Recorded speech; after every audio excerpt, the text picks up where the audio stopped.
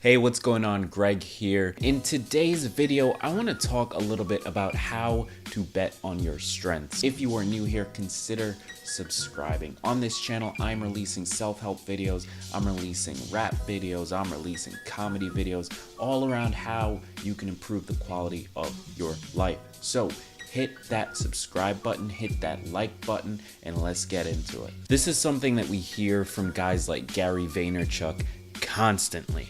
And so I would tell people to bet on their strengths. You need to bet on your strengths and don't give a fuck about what you suck at. I actually think one of the interesting things about how I roll is how little I focus on the weaknesses. It's funny, I'm so focused on my strengths.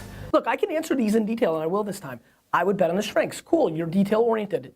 You know who you are.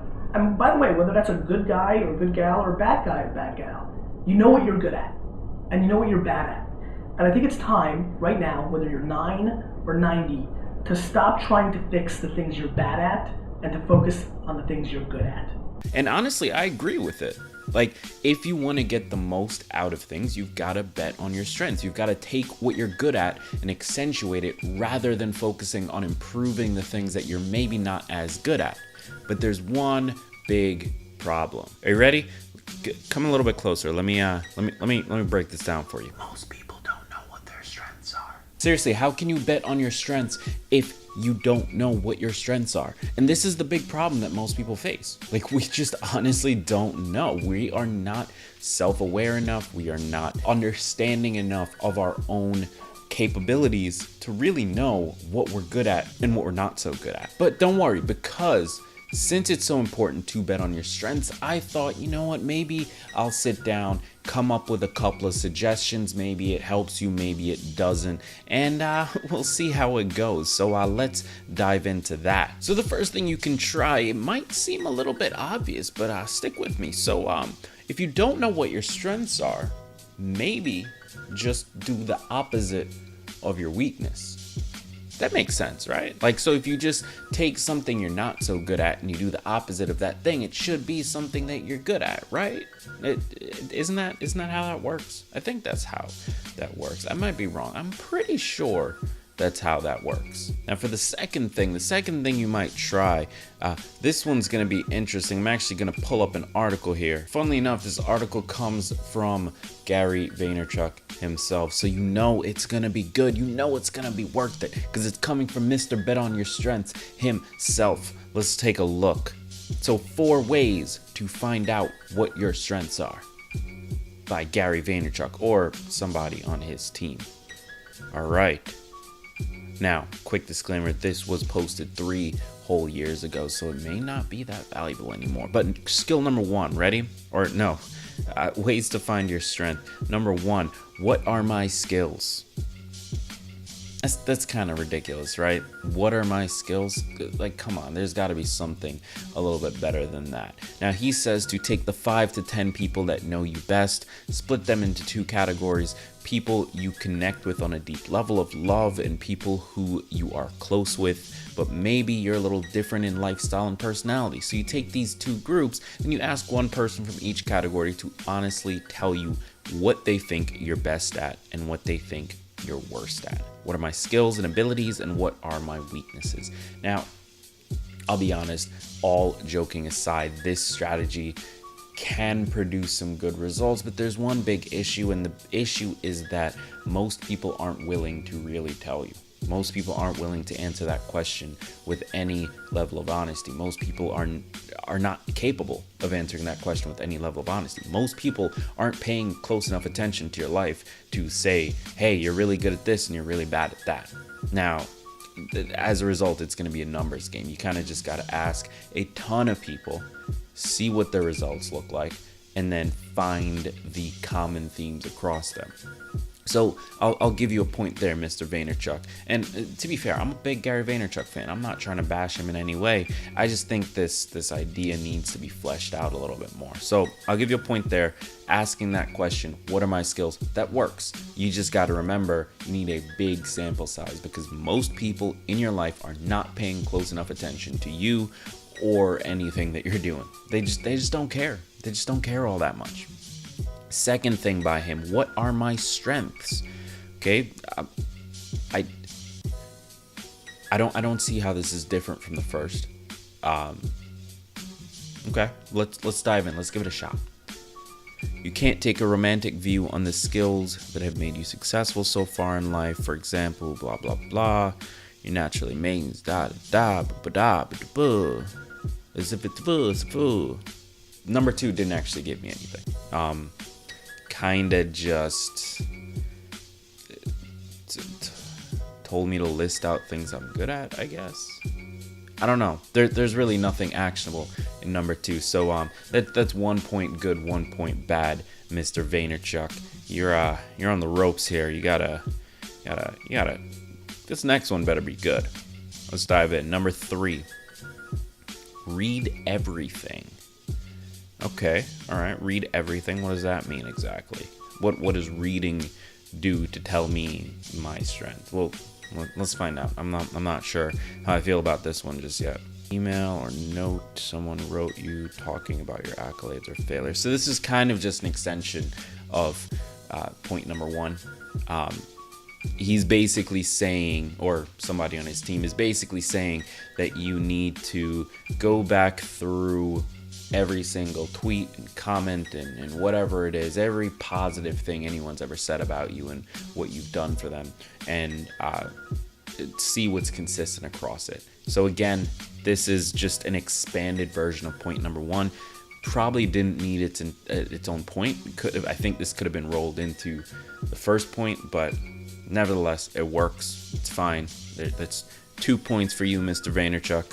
Now, point number 4, let's look at this. Ask strangers. All right, point number 4 is pointless. Point number 4 is not necessary. Point number 4 is literally just saying to do what you just did in point number 3. To take the comments and tweets and posts and so on and so forth that people say to you and to look at them. I'm not that frustrated. I know it seems like I am. I'm not that frustrated. I kind of feel like this article could have been a tweet, and knowing Gary and his production style, it probably did start as a tweet. And that's, again, nothing against Gary. I'm a huge fan. I just think this article wasn't that helpful. So we're going to jump to another one because I want to help you guys. I want to help you find your strength so that you can bet on it, you know? Find your strength so you can bet on it. If you don't have a strength, you really can't bet on it. And to be perfectly honest, I don't really have a strength either. All right, let's look at. Okay, this is interesting. Dave Ramsey has an article, How to Find Your Strengths. I don't know why Dave Ramsey has an article on this. Dave Ramsey, for those of you who don't know, is the debt snowball guy. He's the guy who wrote a book on how to get out of student loan debt and credit card debt and mortgage debt by focusing on one loan consistently, and then once that's paid off, taking it, pushing it on to another loan. Good book. Has nothing to do with your strengths. So I'm really curious to see what he has to say here. Title: How to Find Your Strengths. Let's take a look. Let's just dive in. All right. According to Marcus Buckingham, blah blah blah, da da da da da. Let's get to the article. 4 clear signs of a strength, and this isn't him. This is Marcus Buckingham. Success. This is effectiveness in the activity you're doing. Instincts. Find those things that you instinctively look forward to and capitalize. Growth. Okay. Oh, that's it. Wait. What? So the article is called How to Find Your Strengths. There's got this big image of a kid with like a superhero costume on. And then halfway down the page, because this image is so large that it pushes it down, halfway down the page, he starts talking about this guy, Marcus Buckingham, who's the author of Go Put Your Strengths to Work. And then all he does is list in bullet point format 4 clear signs of a strength. That's it. 4 clear signs of a strength. That's it. There's like a not even a paragraph, like 2 lines It says he recommends writing down activities that drain you or energize you during a regular week. This will prohibit others from confirming or denying your strengths and weaknesses. Instead, you're determining what they are without letting other people's opinions influence you. That makes no sense. That makes no sense. There are plenty of things that drain me during a week. There are plenty of things that energize me during a week. That doesn't mean I'm good at them. I love playing basketball. I'm not LeBron. I'm not good at it at all. I love going to the gym. I'm not gonna go be Arnold Schwarzenegger. Like, those things energize me, but they're not strengths of mine. Like, I hate filing paper, but I'm pretty good at it. I hate creating processes for my business, but I'm pretty good at it. Those are strengths and they drain me. Like, this article makes no sense. First of all, it's not an article. This is a little more than a tweet. I don't know. I'm disappointed in you, Dave. I'm a little bit disappointed. I loved your book, but this shouldn't have been published. Let's just be completely honest. This should not have been published. Listen, guys, in all seriousness, betting on your strengths is a good thing. You should aim to do things that you are good at and double down in those areas, because it will allow you to get more done and to get more out of it. That is true. However, this is a big however. You will always need to do things that you're not good at. You will always need to build up your weaknesses. Improving the lowest common denominator does not equal a bad thing. It just doesn't. Taking the time to get better at some of the things that you maybe aren't as good at is a good thing.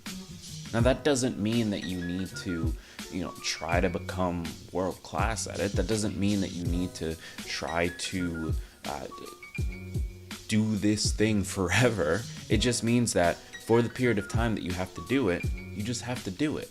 And if getting slightly better at it would help you do it faster so that you can get to those things that you're good at, why wouldn't you do that?